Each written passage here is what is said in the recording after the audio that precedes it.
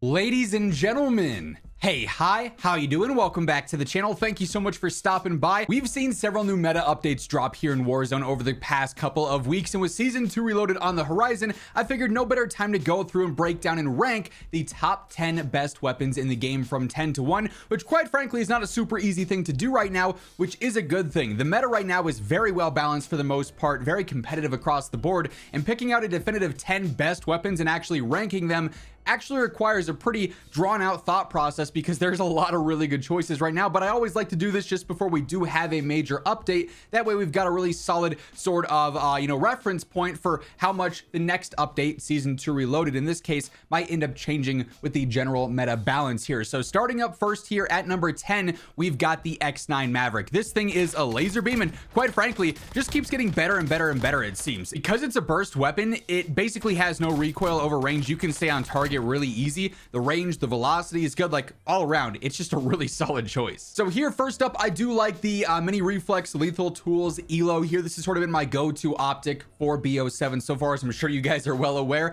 Fang hover point elo, really clean reticle as well. It does have an ADS speed slowdown, and on a weapon like this that doesn't have much recoil to begin with, the recoil stabilization is not doing much for me, so I stick with the lethal tools elo in this case. That works well for me, but optics are a matter of preference, so feel free to switch over to whatever one you're the most comfortable with. Also going for monolithic suppressor, better velocity, better damage range. The long barrel on here gives us an extended mag, basically 45 rounder, and then also better damage range as well. So we end up with an 11-16 velocity, pretty solid for like the hit scan range and whatnot. And then a 62 meter effective damage range is phenomenal as well. I do go for the mobile foregrip here, so it's some movement speed. Horizontal control that it adds here is not going to be much, but it's going to basically ensure that this pattern is straight vertical with the very little recoil it does have. So like I said, it's going to be a laser beam here. Lastly, I love the movement stock on here for the better strafe and a faster ADS, so this thing just becomes more aggressive. Although it is a burst weapon, I truly think this is one of the easiest, most straightforward guns in the game. Really, you can pick this thing up, and if you're okay with burst guns, it's gonna melt. Now at number 9, we've got the Maddox. This personally is one of my favorite guns in the game. It is, again, super low recoil, also insanely versatile. You could use this if you wanted to for sniper support and like some close to mid-range. This build is more well-rounded, could be used mid-range, long range. It's not even that slow, so like if you find yourself in a close range fight, you could be set there. This thing just is checking all the right boxes. So here once more, still rocking that lethal tools elo just as a matter of preference here. I also go for the monolithic suppressor yet again. And then in this case, I like the hybrid barrel quite a bit for a more overall well-rounded loadout here. A little bit of better range, a little bit of better velocity here. 1026 velo is going to be sufficient enough. This is not going to be a super long range gun. Its TTK does drop off, 60, 70, 80 meters, unlike some other guns that are higher up on the list, but still decent velocity stat, 43 meter effective damage range, 70 meter second damage range is really good as well in that second drop off there. I go for the max horizontal control foregrip here, so this pattern is going to be very, very predictable. And then also the flip mag is a 45 rounder. Like that's honestly pretty solid for ammo capacity, and you get a super fast reload here. So I've sort of been running that since the start, and it feels great here.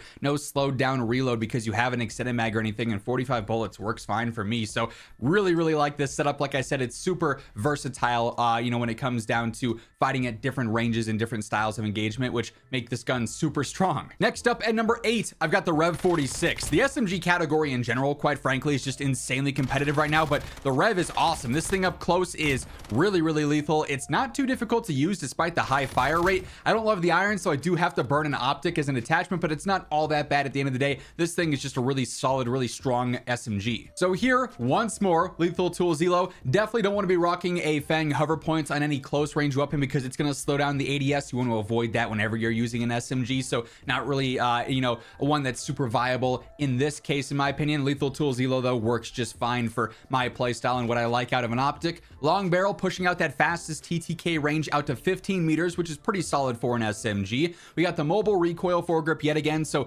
better movement speed and sprinting speed. You love to have that on an SMG, but then also some better horizontal control, so the pattern's even more predictable and the weapon's even easier to use on there. Extended mag 2, you definitely want a 55 5 rounder for an 1154 RPM. This thing burns through ammo for sure. Then I do like the quick draw rear grip on there just for a snappier ADS, making this thing a little bit more aggressive here. So the rev all around, just a really solid, really competitive SMG. Now at number 7, we've got the Carbon 57. I really think this is my favorite SMG in the game, just with how aggressive it is in general. It's not going to have the fastest TTK in the world, but it's easy to use. It's super aggressive, quick for general movement, quick for reloading. It's just all around aggressive and easy, straightforward, and it's competitive enough with its TTK that I just think it's a blast, quite frankly. So here, I like the clean iron sights here, so I do go for the compensator first up, just for some better vertical control, making the gun a little bit more predictable. And I kind of pair that in tandem with the mobile recoil hand stop, which offers horizontal control, and then also the movement speed, which you love to see. So this thing's going to be much easier to control just outright here. Long barrel, again, pushing out that damage range to 12 meters.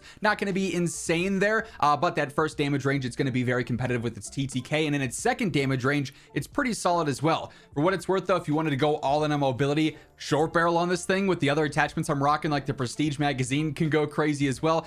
This is offering better movement speed, better strafe, and then it's still a 50 rounder, so that works fine for all squad sizes. And then I also go for the quick draw rear grip here as well for that faster ADS, so you could really go all in on mobility with this thing and just have it be one of the if not the most aggressive weapon in the game, or you can make it a little bit more versatile out into the mid-range like I do here, where I really like its performance as well. Overall, the Carbon is just a beast. I love it. Like I said, it's one of my favorite guns in the entire game. At number 6, we've got the Razor 9mm. This thing absolutely shreds. One of the fastest TTKs in the entire game, especially in that first damage range. It's going to be tough to beat unless you're also running into somebody with another Razor 9mm, right? If it's Razor on Razor action there, then it's going to be an interesting gunfight. If it's a Razor versus some other subs or other close range options, the Razor's a tough challenger for sure. So here again, I'm not a huge fan of the iron sights. They're just a little bit too bulky and clunky, so I do go for the Lethal Tools Elo yet again on there. I'm also rocking the long barrel, pushing that fast TTK range out to 14 meters. Again, short barrel would be a viable alternative here if you're more movement based. Max horizontal control under barrel, making this thing a little bit more predictable with its general recoil pattern. Again, you definitely want extended mag 2 on here. 1000 RPM, that's gonna just spit out bullets in every scenario, so the more ammo capacity, the merrier in this case with a 50 rounder. And then recoil springs, there's a decent bit of like noticeable bounce on this thing, even in the close range, so just staying a little bit more accurate with this on here. It's free recoil control. The wildfire conversion kit, I've messed around with a little bit.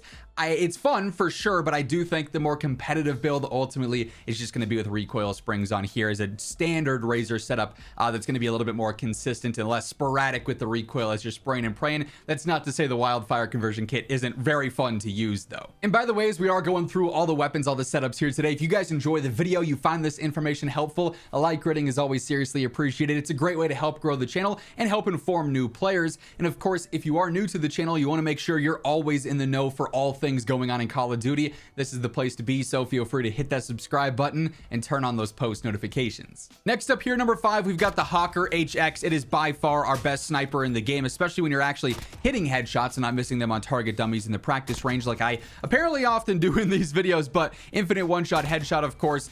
It's got great velocity, easy bullet drop and bullet lead. You can't say enough good things about this as the #1 long range sniper. So here I am using monolithic suppressor. The range doesn't matter because it's an infinite one-shot headshot, but staying off the radar and the velocity increase obviously does matter some there. The damage barrel on here for the one-shot headshot range being infinite obviously is a huge deal as well with the composite barrel. I also rock overpressured ammo on here, so we got a 1291 velocity, insanely easy bullet drop and bullet lead there, so you're not going to have to worry too much about that regardless of the distance you're fighting at. I do go for the instinct laser for a faster ADS speed, and then also the quick draw rear grip for a faster ADS speed. We got a 545 millisecond ADS, which is not too bad at all considering this is the #1 heavy sniper in the game. Usually it's up into the 600s for snipers like this, so it's still decently aggressive and also the best long range sniper. Now at number 4, we've got the M8A1 auto conversion kit.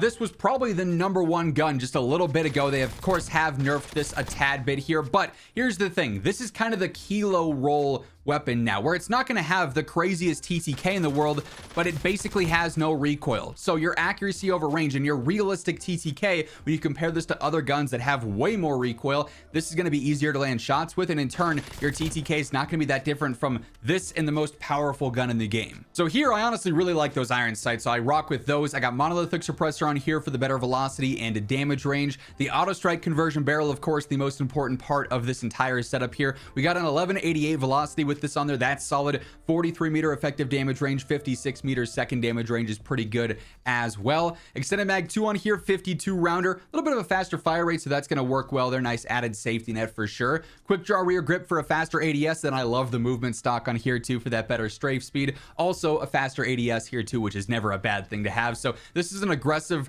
really fun, and also really easy mid to long range build. Then at number 3, I've got the Ryden 45K. This thing is kind of everything the Razor is, especially because it's gotten buffs now. It's more effective in the close range. Everything the Razor is, but it's easier to use. So obviously, it's going to be a top pick there, top choice for sure. This thing really hadn't gotten that much attention for the first little bit, but after the past few buffs, it's really become a true meta contender here towards the top of the list. So here, again, Lethal Tools Elo on here. Not a huge fan of the iron sights. They're a little bit too bulky for my liking personally. Compensator on here for the better vertical control, making life a little bit easier for that. Long barrel pushing out that damage range to 15 meters, again with a really fast TTK. That's a great damage range to have. Max horizontal control under barrel, so this pattern is going to be as predictable as it can basically. Then we also got extended mag 2 on here as well. 923 RPMs, definitely on the faster side of things, so any added safety net there is solid, and 50 rounds is going to be more than enough for solos, duos, trios, or quads. But nice to have the Ryden fully in the mix now with the SMG category that, like I said earlier, is just insanely competitive right now. Now at number 2, that's silver metal. I got the Eager at 17. This thing is relatively low recoil, fast TTK through the mid range into the early long range as well. Pretty aggressive for a rifle too. You can go more in on like a mid range hybrid base build, sniper support for this as well, a more well-rounded overall build like what I've got here. A lot of different ways you could build this thing out. All of them are going to be good. So here, once more, Lethal Tools Elo. This would be an option where you could use the hover point Elo though if you want. It's going to have that slower ADS on there for the better stabilization. You might notice that in some fights, others not as much.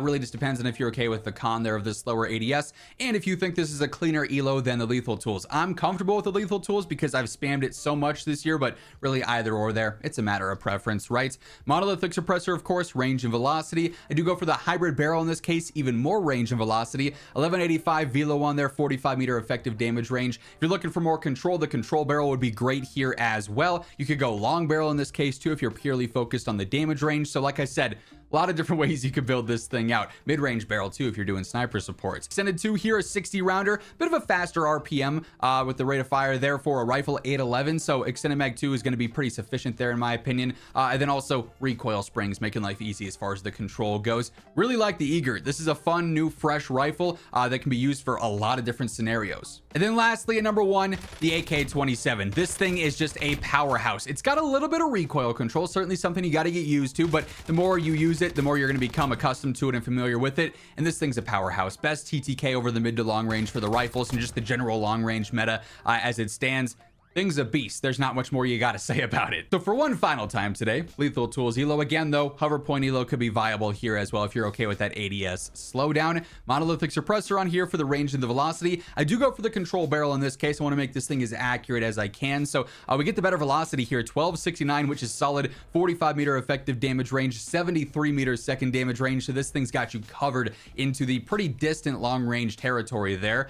Recoil control foregrip on here for the max recoil control, so the pattern's as predictable as we can get it there basically. Extended mag 1 works here, a 45 rounder on a 690 RPM. If you wanted to jump up to extended 2, it'll slow you down a little bit more, but that's more than enough ammo as well. Really a matter of preference on those two. You can't go wrong either way, but the AK, in my opinion, easily that number 1 choice now, just with how strong it is, and it's really not too difficult to use once you get used to the general control and the general behavior of it.